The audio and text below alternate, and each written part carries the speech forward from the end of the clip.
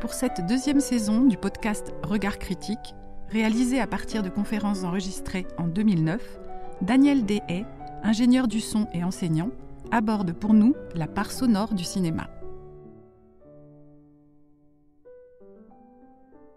Dans son triptyque « Lusbert, Temps et Adieu », Johan van der Keuken étonne par sa grande liberté avec les sons. Si, contrairement à Tati, c'est dans le son direct qu'il puise ses énergies, Van der Keuken trace un chemin dans la stratification enfin rassemblée des sons et des images.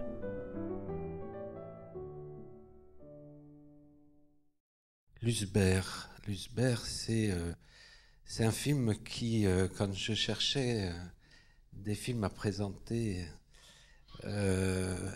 m'est apparu comme un espèce d'objet extrêmement différent dans la production de Keuken, en même temps révélateur de sa démarche. C'est un film qui est constitué, qui a été reconstitué puisqu'il assemble 3 formes courtes de 3 périodes. Et le premier, qui date de 62, a été pour lui une sorte enfin, ça a été un moment très important parce sa rencontre avec Lusbert a été extrêmement décisif dans tout son travail. Il dit par exemple, mes premières années en tant que cinéaste ont été fortement influencées par Lusbert. Sa perception visionnaire me montra le chemin.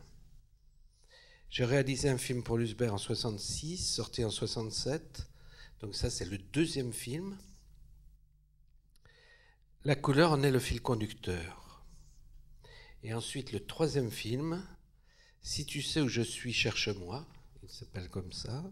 Ce film dont le titre est tiré d'un poème qu'il nous a laissé a été entièrement tourné dans l'atelier de Lusbert, qui est plein à craquer des œuvres qu'il a exécutées ces dernières années.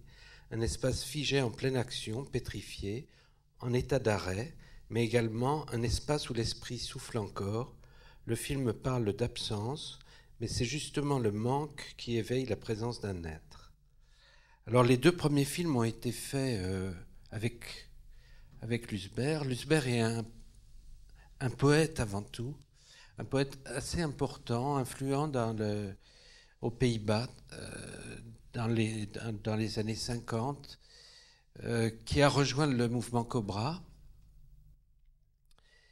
et qui a une démarche, alors qui s'est mis ensuite à la peinture, après la poésie, et qui a une démarche en fait qui va évidemment dans tout ce que Cobra a amené, c'est-à-dire l'internationalité, une approche, un regard sur l'art brut, un regard sur le travail des enfants et les dessins d'enfants. On verra ça dans ce film.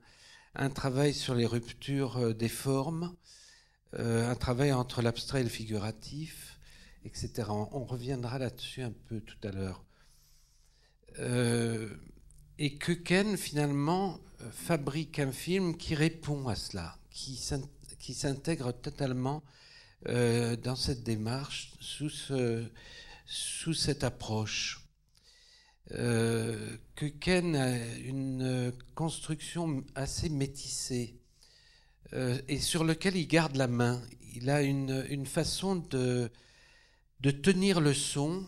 Et c'est pour ça, en fait, que je vous ai aussi apporté ce document, pour vous montrer que finalement, construire le son au cinéma, c'est aller au-delà des formes préconstruites ou des conventions de la construction.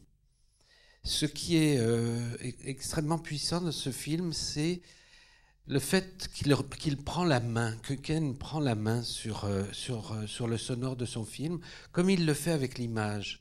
Il balaye les tableaux. C'est en fait une succession de 3 portraits, mais ces 3 portraits où finalement il se moque assez de donner la parole à Lusbert ou à faire un portrait classique du cinéaste en racontant sa vie.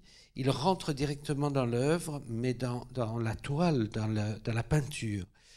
Dès le début, il entre dans la peinture. Et au son, il nous amène une matérialité, il nous amène une façon d'entrer dans la plastique sonore qui nous approche de la démarche du peintre.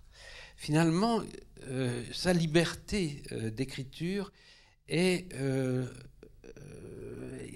l'équivalent, enfin le parallèle de la liberté du peintre. C'est une forme forte, c'est une forme même exceptionnelle. Alors, Van der Keuken, on sait, a passé sa vie autour du jazz. Il était un amateur éclairé de cette musique, et il a travaillé surtout avec la free music, la musique de son temps en fait. Ce qui est très intéressant, c'est de voir qu'à chaque film, finalement, les musiques qu'il place sur ses images sont des musiques contemporaines à l'époque de ses tournages. C'est des musiques dans une contemporanéité extrêmement engagée, c'est-à-dire violente, c'est-à-dire que lorsque la free music arrive, c'est le moment de l'improvisation totale, c'est le moment d'une rupture dans les formes du jazz. Keuken emboîte le pas tout de suite et adopte cette musique pour en nourrir ses images. Et plus qu'en nourrir, pour activer ces images. Il y a là quelque chose qui se constitue dans la matière sonore même, c'est-à-dire qu'il va prendre même la démarche des musiciens de jazz pour trouver sa forme sonore. Il se met à improviser son cinéma. Et vraiment, la démarche de cette époque, enfin du début des années 60, on sait que c'est le moment le plus fort. Je vous rappelle que 58, c'est l'arrivée du disque free jazz d'Ornette Coleman. Donc c'est là où naît le terme de free jazz et le courant. Et au début des années 60, on est dans une musique déjà très engagée et très novatrice, très en rupture. Alors dans le premier film, il va employer une musique de John Coltrane, et très vite, au lieu de mettre la musique comme les cinéastes mettent de la musique sur leurs films, il se permet d'avoir la main sur la musique et de ralentir la musique. On démarre avec un thème qu'il ralentit, qu'il donne pas à la bonne vitesse. C'est dire à quel point d'emblée il tient même cet objet qui est d'habitude une sorte de liant, enfin qui accompagne une voix off ou un discours. La parole, finalement, dans ce premier film, ça sera la parole de la poésie, ça sera la poésie de Lusbert, et ça sera une parole en poésie immédiate, c'est-à-dire une parole qui, là encore, est dans une forme improvisée, qui a été écrite en partie, qui a été déposée, mais qui est vivante. C'est de la parole sonore. C'est pas simplement de l'écriture poétique, c'est son existence sonore, dans sa vélocité, etc. On va voir que le premier film, finalement, est construit sur des régimes d'énergie. Et Van der Keuken travaille beaucoup avec ça, avec la question des niveaux d'énergie. On voit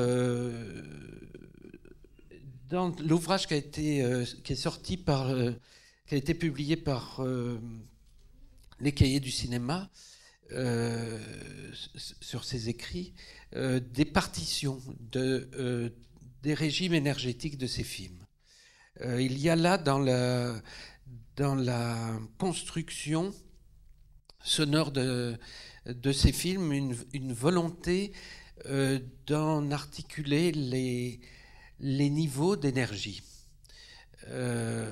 Donc on va voir ce premier film qui paraît finalement assez, on pourrait dire classique, puisqu'il y a une voix, une musique, et puis des images fixes, des photos, et puis des images mouvantes. Mais bon, c'est une forme assez classique. Finalement, pas si classique que ça. Il a tout de suite des façons alors très vite, de ramener des matérialités qu'on pourrait définir comme chaotiques. Alors, c'est quoi ces matérialités chaotiques? C'est les bruits de fond. Les bruits de fond des cours où les enfants jouent.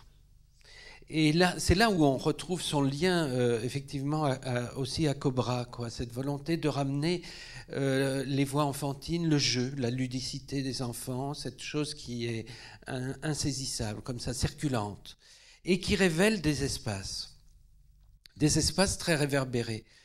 Et on reviendra là-dessus parce que le dernier film est un film totalement sur le chaos. C'est la bande-son de la troisième partie est essentiellement construite avec du bruit de fond. Et on verra quel bruit de fond et pourquoi, et de quelle manière et de quelle matière il s'agit. Mais dès le premier, c'est ça qui est intéressant de voir, c'est qu'il y a une croissance, une chronologie dans la construction sonore de ce film. On a, dès le premier film, cela, déjà. Et cela face, finalement, à une musique qui est, elle aussi, une musique de la liberté, mais aussi une musique des régimes d'énergie.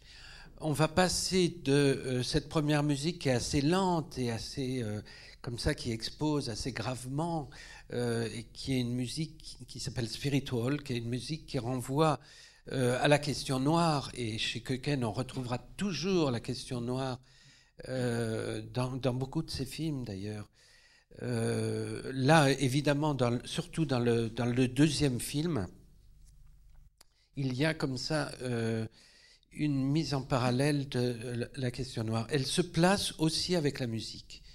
Si le jazz est là, c'est pour nous rappeler cela aussi. On l'avait dans un film qui est de la même époque que le premier Lusbert, qui est L'Enfant aveugle 2. Je ne sais pas si vous avez déjà vu ce film qui s'appelle Herman's Lobe, et qui est un film absolument exceptionnel, où il fait un portrait, là encore, d'un enfant aveugle, et où il emploie le jazz, et particulièrement la musique d'Archie Shepp, sur un thème qui s'appelle Le Matin des Noirs, et qu'il active, dont il se sert pour construire parallèlement un renvoi à la question noire face à la question de l'exclusion des aveugles. Là, on va retrouver cette question qui est amenée à cet endroit, alors d'une autre façon. On verra ça pour le deuxième film. La matière du premier film, sonorement parlant, c'est surtout ça. Il s'en tient finalement à des formes simples, mais qui glissent les unes sur les autres et qui parfois se chevauchent. Et elles peuvent même chevaucher, se tenir ténues derrière et continuer. C'est-à-dire on aura par exemple la musique qui continuera avec les voix des enfants et puis du texte par-dessus. On va avoir comme ça une épaisseur à trois voix qui va se jouer derrière les images. On va regarder tout de suite ce premier extrait qui est assez court pour voir un peu, pour commencer à rentrer dans l'espace sensible de Köken. Un film qui s'appelle Temps Travail, qu'il avait construit spécialement pour l'exposition à Beaubourg, ici au Centre Pompidou, sur le temps, et qui est construit à partir d'éléments tirés de bon nombre de ces films, et qui renvoie justement à la question des rythmes du travail, du tempo, de la vitesse. Voilà. Ah, ça y est, on l'a. C'est qu'avec cette matière-là, d'abord, il travaille hors synchronisme. Le seul moment synchrone, c'est le moment de l'eau forte, le moment où l'acide arrive sur la plaque et bouillonne. Là, c'est du son direct. Mais autrement, les matières sonores sont en production, surtout sur les images du dessin, d'intériorité. On est dans quelque chose qui nous emmène dans le tracé, dans le trait, sans le son synchronique de la trace de la plume. Donc voilà, déjà les régimes d'énergie, différents niveaux d'énergie. Dans le film suivant, on gravit un échelon et ça devient beaucoup plus sévère. D'abord, la musique n'est plus la musique de Coltrane, mais une musique que Willem Brucker est le saxophoniste qui a travaillé toute sa vie avec lui, que Willem Brucker joue, et cette musique est inspirée de la musique d'Albert Heller. C'est un groupe avec Anne Benning à la batterie. Alors, en fait, Lusbert a fait un disque avec Anne Benning en duo, dans ces mêmes époques-là, voix et percussion, batterie, improvisée. Et on a là une musique qui va prendre différentes matérialités pour bruiter finalement le film, et on va être, et ça c'est très intéressant, dans quelque chose qui se situe tantôt dans ce qu'on pourrait appeler du musical, et tantôt dans du bruitage, mais un bruitage assez abstrait, un bruitage dans une épaisseur poétique qui n'est pas de l'anecdote ou de l'activation d'un mouvement particulier, mais plutôt quelque chose qui a à voir avec la sensation. On est dans ce deuxième film aussi dans des formes qui ne sont plus celles-là, c'est-à-dire où là on a finalement une matière qui se succède à une autre par des glissements, des fondus, etc. Mais on est dans la coupure, et dans une coupure assez forte et assez violente, et même ce qu'on appelle le Mickey Mousing, c'est-à-dire on va avoir des inserts d'extraits d'images de peinture prises dans la matière de la peinture, et sur lequel des sons assez abstraits sont ancrés et coupés cut à la serpe. Ça rentre et ça instaure un régime de rupture qui va peu à peu nous amener à l'existence d'un monstre dans la peinture qui est là, et qui est une espèce de regard sur la monstruosité du monde. C'est la monstruosité du monde personnifiée, avec une espèce de râle, de respiration qui va tenir sur les images tout le temps. Et c'est à travers ce monstre, finalement, que tout le deuxième film va être construit. Et ce monstre est une existence autant visuelle, mais d'une peinture finalement à l'arrêt, que sonore, et là activée par les râles. Et là, on est dans quelque chose qui se construit entre Köken, qui met la main à la pâte. Ce premier film était fait au son par Köken lui-même. Le deuxième, c'est un échange avec Willem Brucker, et le produit de cet échange est assez surprenant. On a aussi une construction de l'image qui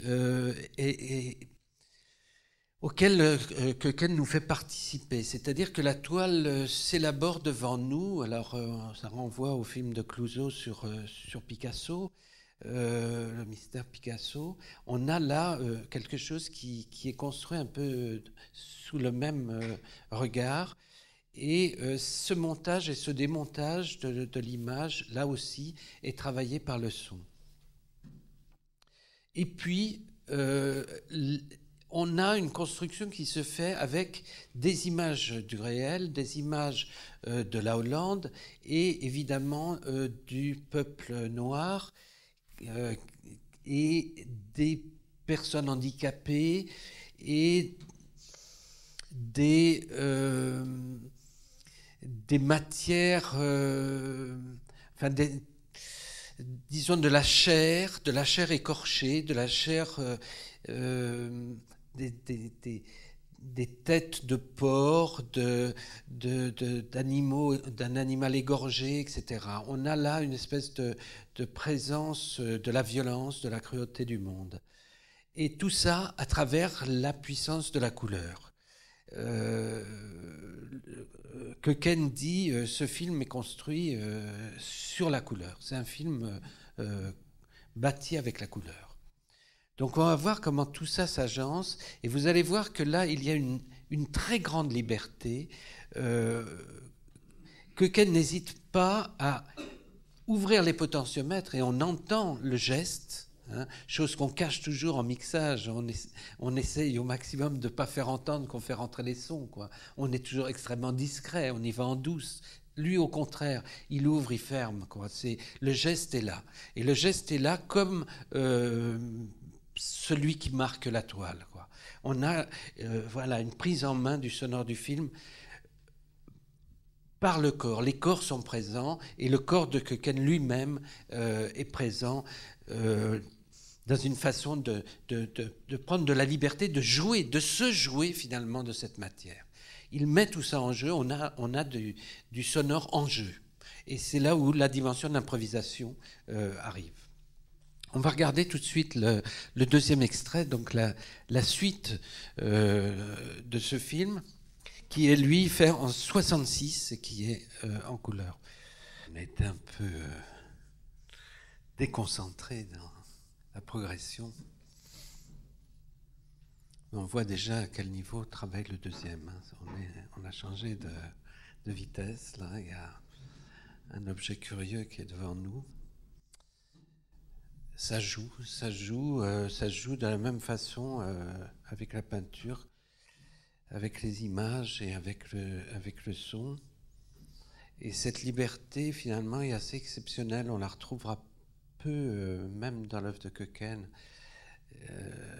Rarement il reprendra une telle liberté. Pourtant, on a là quelque chose qui travaille l'image.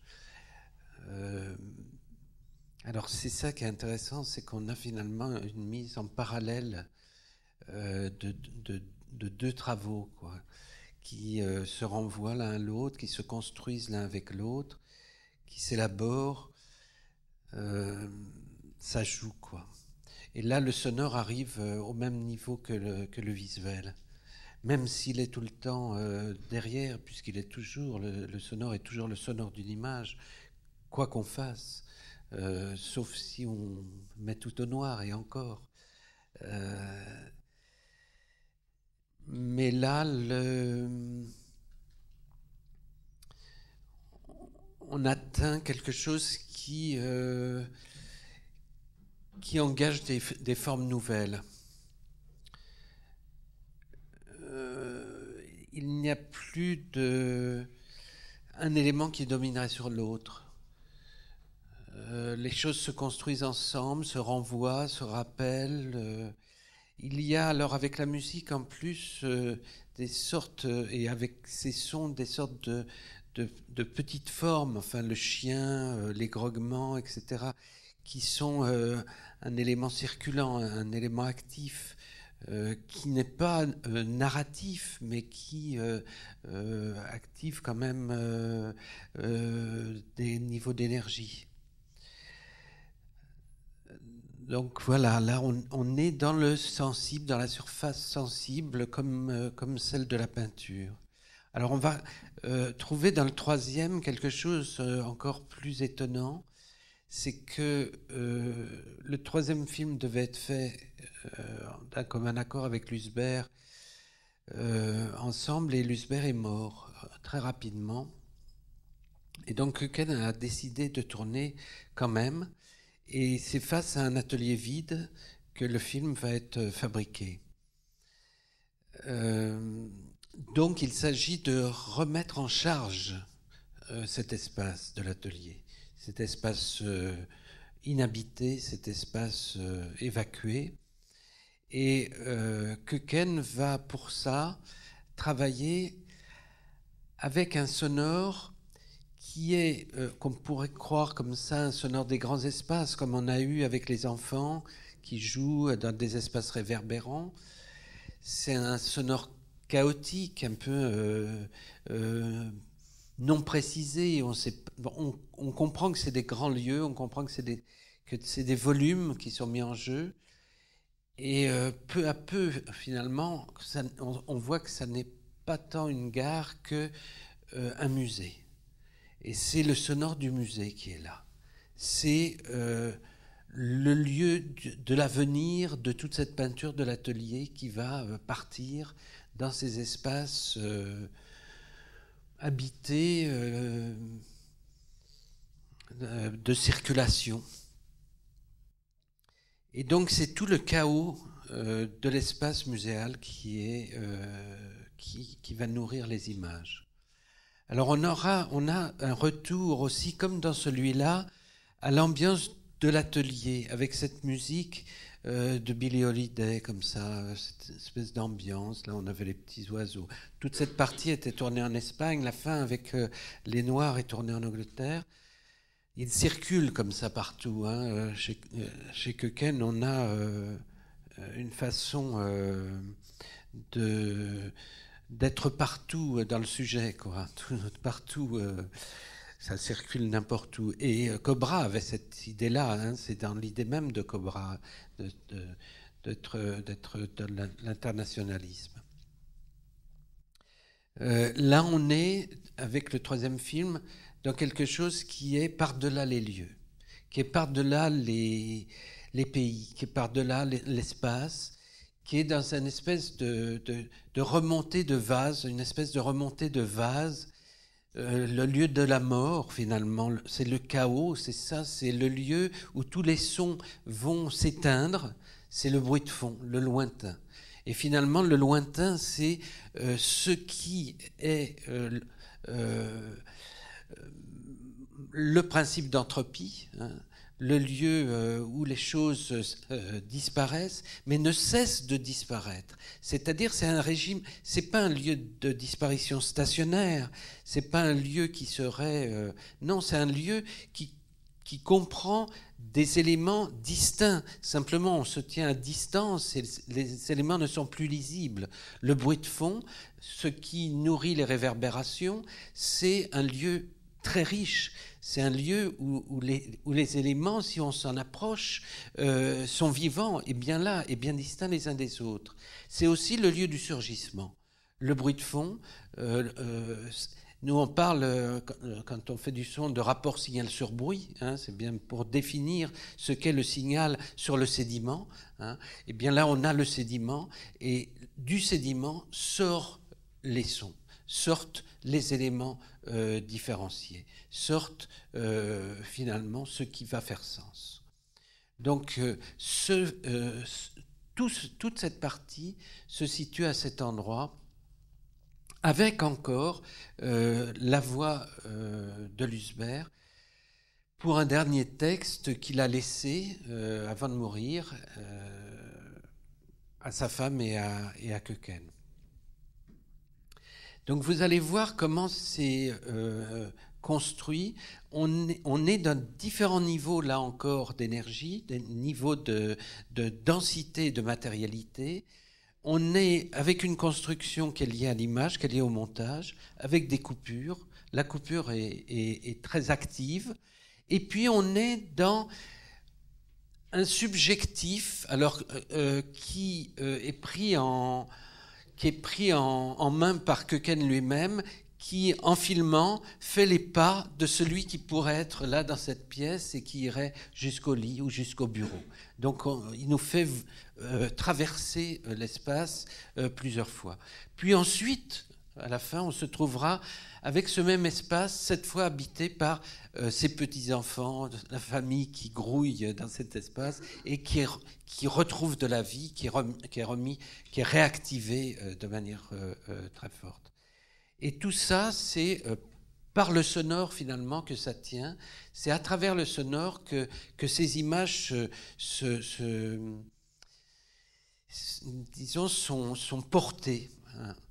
Alors, plus que ça, Köken essaye de reprendre main sur la peinture, et dans ce plan magnifique où il filme sa main frottant, touchant à la fois la palette d'abord, puis les tableaux, un à un, glissant sur l'image pour comme si il fallait augmenter le contact, reprendre contact, reprendre la main, voilà, après la mort, après la disparition.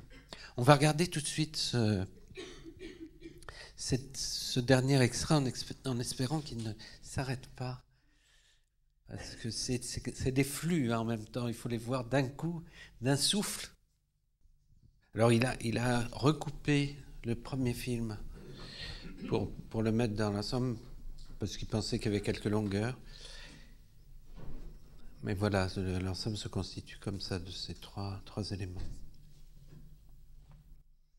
Voilà, ce qui est beau, enfin, par rapport à la séance précédente, hein, là on est complètement à l'opposé, on n'est plus dans l'évacuation. Hein, chez Tati, on était en tout cas en ce qui concerne la nouvelle ville, dans un lieu mis au silence, avec aucun sédiment, avec rien, une espèce de... Même pas un bruit de fond, même pas une petite porteuse, un petit fond d'air, rien. Là, au contraire, on est dans la matière permanente.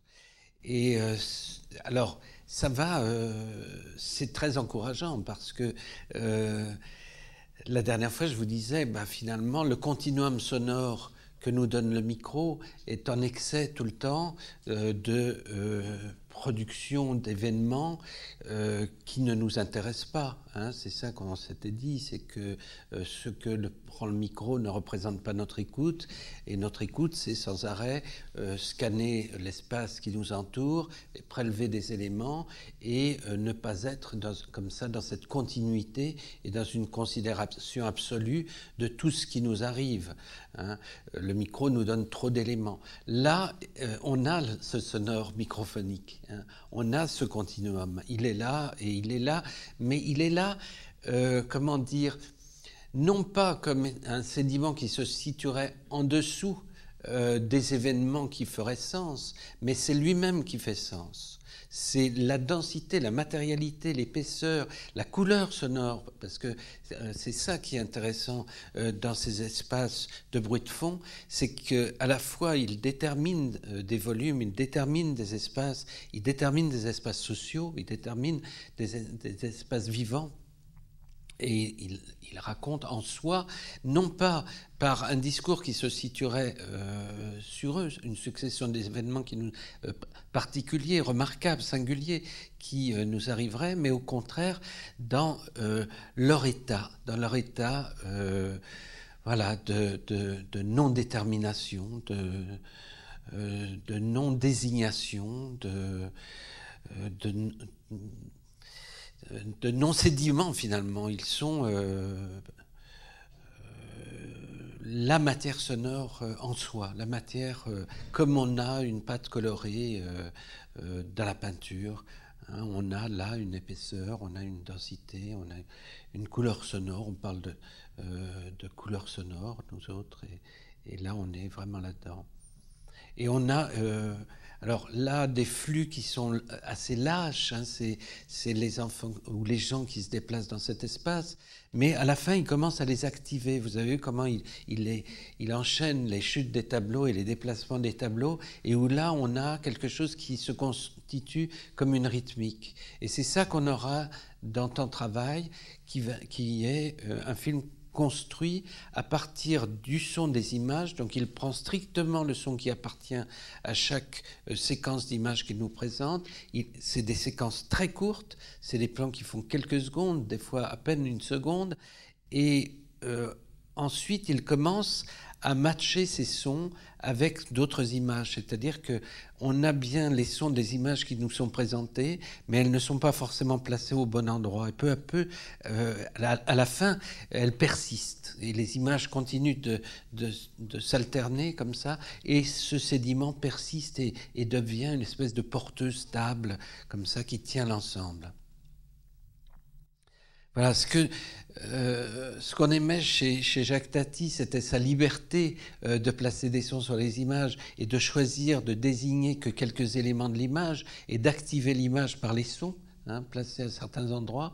Là, ce que l'on aime, bien sûr, c'est cette liberté de reprendre en main la totalité et surtout de ne pas travailler avec le synchronisme. C'est ce qui nous permet d'entendre. C'est parce qu'il n'y a pas de synchro que nous pouvons écouter. Parce qu'il n'y a pas d'effet de fusion. Et lorsqu'il y a l'effet de fusion entre le son et l'image, il y a un événement et il n'y a plus de son et d'image, il y a l'événement. D'où l'image, évidemment, tire son épingle avant le son, quoi. C'est-à-dire, elle l'emporte tout le temps. Mais le son disparaît derrière l'événement. Le synchronisme annule la distinction des composantes. Là, le fait qu'aucun élément n'est synchrone, enfin, on a juste l'eau forte dans le premier film qui est synchrone, mais qu'on ne comprend pas, c'est l'ébullition de l'acide sur la plaque du graveur. Mais sinon, voilà, on est rarement... C'est quelques pas aussi qu'on a eu à la fin vers le lit du cinéaste, et puis cette interview à la toute fin, espèce de retour. Alors, on peut le lire de plusieurs façons, mais à la fois c'est une façon de céder au spectateur et de faire retour sur l'hommage, sur la parole, sur les formes... On a là, et en même temps, une autre façon d'approcher la sensibilité, enfin, sur la proximité, l'intimité, etc. Donc, Ken a une très grande confiance dans le son. C'est ça qui est remarquable, finalement, pour ça. Ça nous intéresse, nous, dans ce cycle, de vous montrer des cinéastes qui ont confiance, c'est-à-dire qui prennent des risques, qui y croient, qui pensent qu'avec le son, ils peuvent tenir les images et plus que ça, les nourrir et plus que ça, nous faire vivre quelque chose qui passe par un autre régime que celui de la parole, du discours, quoi. Ce sont trois portraits de la même personne et ce sont trois approches différentes du portrait. Ça, c'est très, très intéressant de voir comment on se pose toujours la question. Enfin, moi, avec les élèves, quand on leur demande de faire un portrait, par où ils passent. Et là, on a, voilà, manifestement trois portraits qui n'ont rien à voir et qui nous disent pourtant tous la même chose. Et le chaos est toujours exclu. Nous, les bruits de fond, tout ça, on essaye de gommer tout le temps. Tout le monde essaye de gommer. Pour le disque, c'est pareil. On essaye d'exclure le bruit de fond. Or, pourtant, c'est la porteuse. C'est ce à partir de quoi... En fait, c'est la réponse, le bruit de fond. Quand les musiciens... ça, c'est un exemple qui parle beaucoup. Les musiciens qui jouent des instruments bruyants, les trompettistes, les trombonistes, les saxophonistes, ils vont jouer sous les ponts. On les rencontre de temps en temps dans Paris sous les ponts. Et s'ils vont jouer dans ces lieux, c'est parce qu'il y a du retour. C'est parce que le son leur revient. Et c'est ce bruit de fond, c'est ce chaos, c'est cette queue de son qui leur permet de continuer de jouer. C'est parce que le son fait retour, répond finalement, que ce chaos répond que la parole peut exister. C'est parce qu'il y a la réponse des espaces, que les espaces sont remplis, sont mis en charge et qu'on a accès à cette charge que la parole peut renaître. Ça, c'est un principe moteur. Si vous êtes dans une chambre qu'on appelle anéchoïque, c'est-à-dire sans écho, c'est les chambres sourdes, les chambres de mesure, on ne peut plus produire. Si vous mettez un musicien pour l'enregistrer, parce que quand on fait des mesures, des analyses d'instruments pour travailler sur le timbre, on les place dans ces lieux-là, ils ne peuvent pas jouer. Ils ne peuvent pas jouer parce qu'ils n'ont pas de retour. C'est dire à quel point ce retour qui est à peine perceptible d'habitude, enfin quand on joue dans un espace, on n'en tient pas compte. On pense que ce n'est que l'élément émetteur qui est important. Or, pas du tout.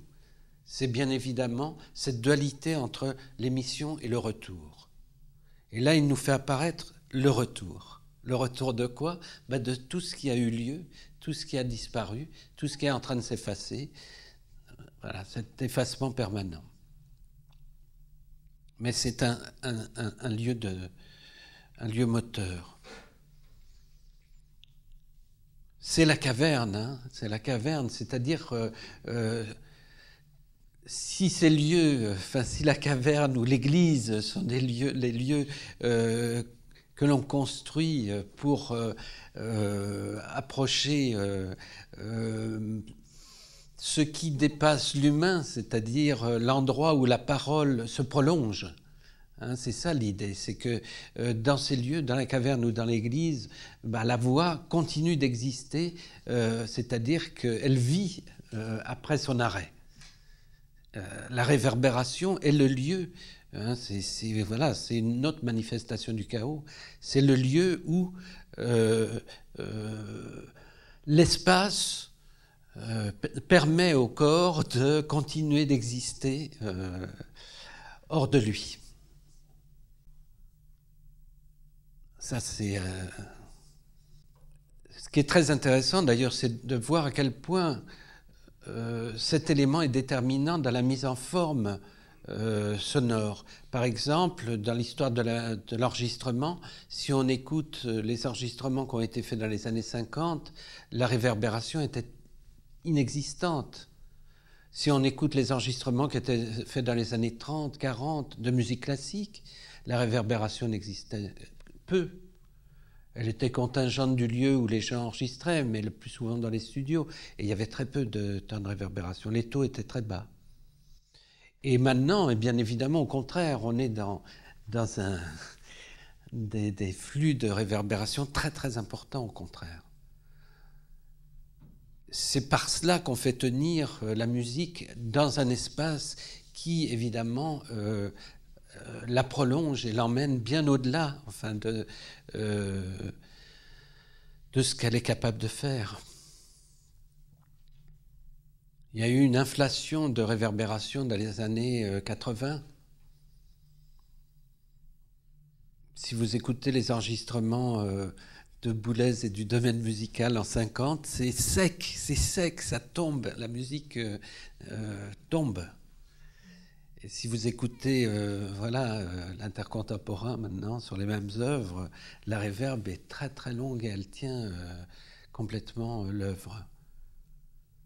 Donc il y a là quelque chose qui est finalement un principe de vie dans ce chaos, dans ce bruit de fond.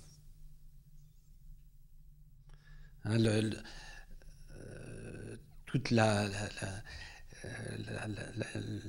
le Veda, les religions de l'Inde renvoient au vacarme, au bruit de fond, au vacarme annonciateur. L'homme sort la terre sort du chaos, mais du chaos sonore. Sabapata Brahmani créa la terre de son souffle et l'homme d'un vent de son fondement. d'un paix. Donc c'est dire à quel point on est dans le chaos à l'origine. Et pourtant, toute la question de la qualité, ce qui est appelé la qualité d'un son, c'est justement l'évacuation du bruit de fond. On a pendant de nombreuses années mis au point, travaillé à mettre au point les réducteurs de bruit, puis le numérique, etc., pour pas qu'il y ait d'effet de souffle, pas d'effet de cockpit, pas d'effet de résiduel, etc. Pour peu à peu se rendre compte, quand on faisait l'analyse, par exemple, du timbre du violon, qu'il y avait un pourcentage au-delà de 50% de bruit dans le son de l'instrument. Alors, il y a une mise au relatif du visuel par le sonore, oui. J'ai fait un travail avec les étudiants des Beaux-Arts pendant un certain nombre d'années sur ça, sur la question de la plasticité du son. Et en quoi, finalement, quand on change un son synchrone avec une image, quand on l'échange pour un autre son, la matérialité visuelle se transforme. Il y a là le poids, par exemple, peut être un élément très important. Quand on voit un élément tomber et que le son du choc n'est pas de nature à ce que l'on attendait, d'un seul coup, la matière de l'objet, tout ce que l'œil nous donnait comme certitude de cet élément s'écroule, et il y a là quelque chose qui se produit qui est de l'ordre d'une déréalisation, de l'ordre d'une improbabilité, mais qui existe dans le temps et qui existe dans une progression. Et c'est ça qui est très intéressant. Lorsqu'on commence à faire travailler l'image par le son, quand on commence à ne pas donner à l'image ce qu'elle est supposée nous faire entendre. Et seul le cinéma nous permet de faire ça. Le spectacle vivant ne peut pas le faire. Seul le cinéma est le lieu où l'on peut ancrer dans l'image une matérialité sonore qui ne s'adapte pas à ce que l'on attend et qui l'emmène ailleurs. Alors, bien sûr, le bruitage cinéma, c'est ça fondamentalement. C'est-à-dire, c'est faire croire par des éléments sonores qui sont appauvris par rapport à l'élément réel, à la vérité de l'existence de ces objets, de ces éléments. Mais la force justement du bruitage, c'est d'arriver à une espèce d'épure de la matérialité du visible, c'est-à-dire à un allègement de cette matière de l'image. Et on peut aller bien sûr bien au-delà, et on peut travailler le son des images, y compris avec des bruiteurs, mais pas seulement avec des bruiteurs.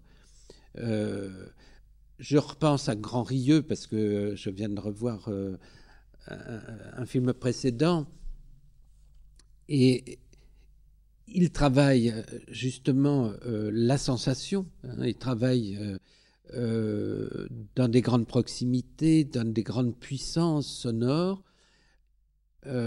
Tout est reconstruit, mais tout est reconstruit avec une immense force, une immense violence qu'il vient raccorder sur ces images. Il tourne avec la violence. Par exemple, il a fait un film qu'il a tourné en Bulgarie, et pendant le tournage des plans, il parle aux acteurs, donc c'est impossible de faire du son direct. Il hurle, il met de la musique à fond pour que les acteurs, qui ne sont pas des acteurs d'ailleurs, les figurants bougent et se déplacent sous la pression du son. Voilà. Il tourne même en caméra thermique pour pouvoir faire des images dans le noir, pour les mettre justement dans des conditions de jeu qui ne soient pas celles qui soient en prise avec le visible. Et à partir de ces images, il les recharge avec des sons où là, il met un tel régime d'énergie, de puissance, de proximité, que les images n'auraient jamais eu si on avait tourné en direct. Par exemple, dans le lac là, qui va sortir, les arbres, par exemple, qui sont abattus, sont enregistrés avec des micro-contacts dans le bois, et c'est pas enregistré pendant le plan, mais c'est après le plan, c'est-à-dire il refait un plan pour le son, et strictement pour le son, et ensuite il va recaler les éléments sur les images pour que ce qui est donné soit donné avec une possibilité de prise que le tournage ne permet pas normalement. C'est-à-dire que si on veut être proche, on est en micro-cravate, et si on veut être au cadre, on est avec des perches qui sont lointaines. Je veux parler d'un plan général. Or là, il peut, s'il refait pour le son, avoir des positions de micro qui sont relativement proches, mais qui ne sont pas des positions de micro-cravate, hein, et qui vont nous donner une puissance du sonore, qui vont activer les images de manière beaucoup plus importante que si on avait du son direct. Donc c'est un recalage, c'est un réajustement, c'est un choix de quelle densité, quelle épaisseur, quel timbre, puisque on sait que plus on s'approche de la matérialité, de l'objet qui sonne, plus on va lui faire sortir une densité des timbres importante et riche. Hein, on sait qu'en s'éloignant, eh bien, il y a tout un tas de fréquences qui disparaissent. Donc plus on s'approche, et plus les sons sont habités, sont denses, sont épais, sont nourrissants, quoi. Donc c'est comme ça qu'il travaille, pour nous donner justement un cinéma qui nous prend à l'endroit de la sensation. Et c'est pas du tout un cinéma de dialogue. Il s'en fout complètement. D'ailleurs, ça parle dans plusieurs langues. Il ne traduit pas. Il y a à peine des sous-titres. Des fois, il y a un sous-titre ou deux, mais il y a rien, quoi. Tout est dans l'intensité des relations. Et pourtant, il y a du jeu. Il y a du jeu. Le film précédent était sur la prostitution et sur le commerce des corps, et c'est d'une violence inouïe, mais par le son, c'est d'une violence inouïe.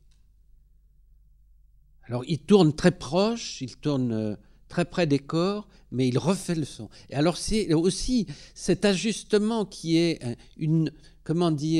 non-synchronisme, un synchronisme approximatif, un synchronisme recalé, un synchronisme reconstruit, reconstitué, qui fait que finalement il y a peu de choses qui sont réellement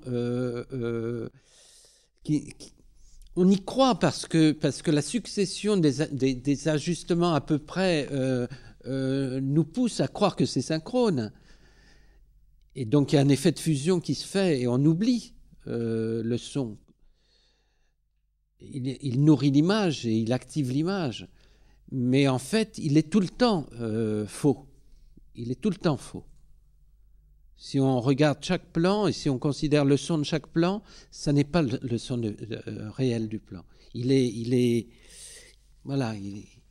autour, enfin, ça bourdonne autour du point de synchro. Il y a un brouillage. Mais un brouillage qui est dans une énergie tenue et construite et calée, en fait. Hein, recalée. C'est sûr qu'on a toujours tendance à croire que c'est du direct et que le son au cinéma, le plus vrai, le plus fort serait le son direct. Il y a toute une école d'ailleurs qui engage à cette croyance. Évidemment, enfin moi je suis d'accord avec Philippe Garrel pour faire une seule prise et pour avoir non pas la vérité, mais la maladresse. Non pas la vérité, mais l'incertitude dans le jeu. Non pas la vérité, mais en tout cas la vérité de cette fragilité-là. Voilà, ça c'est intéressant. L'endroit où finalement les acteurs ne vont pas tenir la prise totalement. L'endroit où ils vont mettre la gomme à un moment et puis à un autre moment ils vont perdre du terrain, et où ça sera un autre qui va reprendre le relais, où ça sera un geste qui sera d'un seul coup juste par justement ce trouble qui arrive soudain dans le jeu. Donc finalement, le direct, il est intéressant à cet endroit, et dans le documentaire comme dans la fiction. Il est à l'endroit où le sensible transparaît, voilà. Où là, il nous met en contact, enfin, avec les corps à l'endroit du plus fin. Enfin, nous sommes capables d'entendre, même sans la distinguer, sans la reconnaître et sans en avoir conscience, nous sommes à même de distinguer le presque rien, qui est vraiment l'endroit qui nous touche le plus, qui est justement à cet endroit où on n'est pas sûr, où il y a l'hésitation, où les choses sont fragiles et frêles. C'est là finalement où le sonore travaille le mieux. C'est pas dans les gros paquets et dans l'armada du doublage et de la post-synchro, où les corps finalement parlants ne sont plus engagés. Parce que faire une post-synchro, c'est désactiver l'engagement des corps. C'est en cela que la post-synchro éteint les films. Alors, ce qui est intéressant, justement, c'est justement peut-être ce travail que le son fait dans ce désajustement, enfin, avec l'image, dans cette approximation du recalage. Ça, c'est intéressant. Mais c'est ce que Tati fait tout le temps. On voit, je vous ai montré la dernière fois à quel point, et on pourrait, si vous regardez par exemple Les Vacances de Monsieur Hulot, c'est flagrant. Dans ce film, les 3/4 des sons ne sont pas calés. Et je repense à ce propos à un film qui travaille entre le sonore et le musical, puisque là on avait aussi entre le sonore et le musical, mais d'une autre façon, qui est le film animalier Le Territoire des Autres de Vienne, etc., et Fano, où là, Fano travaille sur justement l'approximation. C'est pas l'approximation, c'est plutôt des contrepoints, c'est des contrepoints du placement des points de synchro. C'est-à-dire qu'il place les points de synchro avant l'événement visuel. Il met les points de synchronisme à l'endroit où finalement le surgissement du son nous prépare au regard, nous prépare à saisir l'événement visuel. Et il cale ses sons en avance sur les événements. Et ça, c'est très intéressant, ce flottement. Hein, tour à tour, on revient au synchronisme, puis on se redécale. Et ce jeu fait qu'on va avoir une double conscience. Il va y avoir de l'écoute consciente. Voilà. Et ce que je vous disais le mois dernier, c'était la dernière séance, c'était qu'effectivement, il faut se pincer tout le temps pour avoir conscience de l'écoute, hein, pour se souvenir, pour ne pas rentrer dans la fusion cinématographique et rentrer dans l'histoire. Si on veut entendre un film, il faut soit écouter la bande-son séparément, soit sans cesse se dire ne rentre pas dans le film, écoute. Là, dès qu'on est hors synchronisme, on a la vision et l'ouïe. On a les deux. Et la sommation des deux, comme vous disiez si bien, c'est-à-dire il y a quelque chose qui se produit, qui est l'ordre d'un troisième élément qui se joue des deux, quoi, qui produit quelque chose d'autre. Et là, chez Köken, c'est manifeste, enfin, c'est d'une puissance incroyable. Et ce qui fait que finalement ce film, on peut le revoir une infinité de fois, il est toujours aussi actif. On ne se lasse jamais, on ne l'a jamais intégré. Parce que nous travaillons à la lecture, à reconstruire, à refabriquer des liens. Nous ne cessons d'organiser les liens entre le visuel et le sonore. Et je crois que... on fera une séance sur cette question du synchronisme parce que c'est vraiment une question centrale. Pour moi, le cinéma, en croyant fondamentalement, enfin, une espèce de, comme ça, ontologie du synchronisme. Le synchronisme serait constitutif fondamentalement du cinéma. Non, c'est quelque chose qui a été construit et qu'on a mis 30 ans à construire et maintenant qu'on essaye de tenir à toute force, croyant que c'est la condition absolue pour faire du cinéma. C'est une erreur fondamentale. Il faut se rire du synchronisme.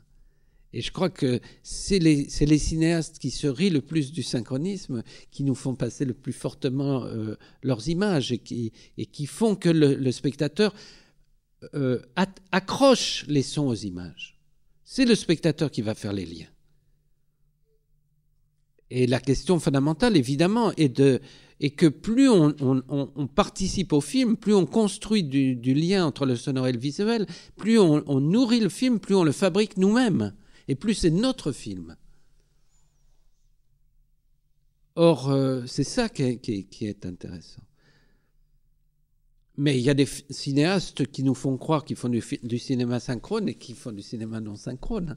Mais ceux-là sont les plus habiles. Cet épisode a été préparé par Catherine Blangonnet-Oher. Réalisation Michel Bourzex et Catherine Blangonnet-Oher.